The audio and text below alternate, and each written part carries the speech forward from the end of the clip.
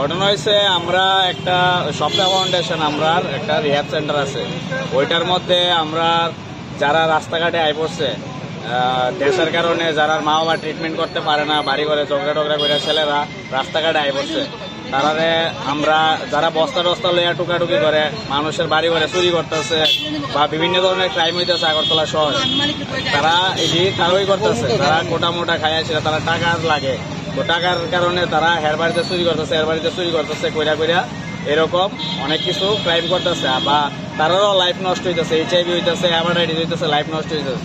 তো আমরা এরকম একটা স্বপ্না ফাউন্ডেশন একটা রিহ্যাব সেন্টার আছে, যেখানে আমরা ফ্রিতে বিনামূল্যে যারা রাস্তাঘাটে থাকে তারা আইনে সেটা ট্রিটমেন্ট করা যাচ্ছে ওইখানে নিয়ে। তারপর কিছুদিন পরে ঠিক হওয়ার পরে, কয়েক মাস পরে আবার তারা ফ্যামিলিতে নিয়ে পৌঁছাই দেওয়া হইতেছে যখন ঠিক হয়ে যাবে। আজকে কি হয়েছিল? আজকে আমরা এরকম ওই গত 30 দিনের মতোই আমরা 30 ডেজ একটা চ্যালেঞ্জ দিয়েছিলাম যে রাস্তাঘাটে যতজন থাকবো তারা সবাই তুলে নিয়ে আমরা ওইখানে রাখুম, যাতে আগরতলা শহরের মধ্যে এরকম আর কোনো কোটাঘর বা এরকম নেশাগ্রস্ত অবস্থায় কেউ না থাকে, কোনো ছেলেরা।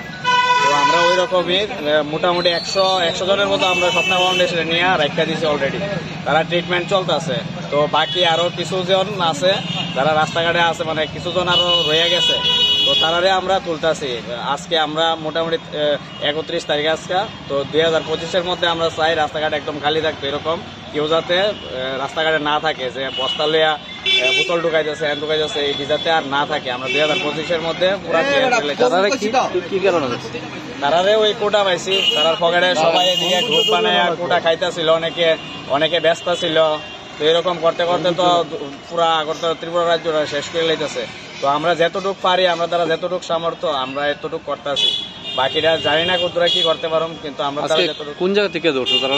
এটা ধরছি আমরা লক্ষ্মীনারায়ণ বাড়ির সামনে, এটা টাউন হলের রোডটা। কজন আছে এখানে? প্রায় অনেকজনে আসছিল, 7-8 জনের মতন আসছিল, কিন্তু আমরা পাইছি 3-4 জনের পাইছি, আর বাকি সব বাইকে গেছে রিক্সা লইয়া। তার কাছে কিছু পাওয়া গেছে? হ্যাঁ, তার কাছে কোটা পাওয়া গেছে, প্রায় 20-30টা কোটা পাওয়া গেছে। তারা সবার পকেটেই আসছিল, কিন্তু সবাই তো বাইকে গেছে, আমরা যারা ধরতে পারছি তারা লিয়ে গেছি। তো আমরা আগরতলা শহরে আজকে মোটামুটি সব জায়গার থেকেই আমরা এই তারারে তুল্লা নিয়ে যাবো। রাত্রেবেলা কেউই বাইরে না, তারা এখন দিনের বেলা তারা শুধু বাইরে, কারণ তারা রাত্রেবেলা আমরা সবাই বাইরেই তারা ধরার লিগে। তো রাত্রেবেলা পুরো খালি থাকে, দিনের বেলা বাইরে। তো এখন দিনের বেলা আমরা আরো 5 দিন আমরা এক্সটেন্ড করছি এটা, তো 5 দিনের মধ্যে পুরো খালি হয়ে যাবো আশা করি। তোমার নামটা? আমার নাম শুভম বিশ্বাস।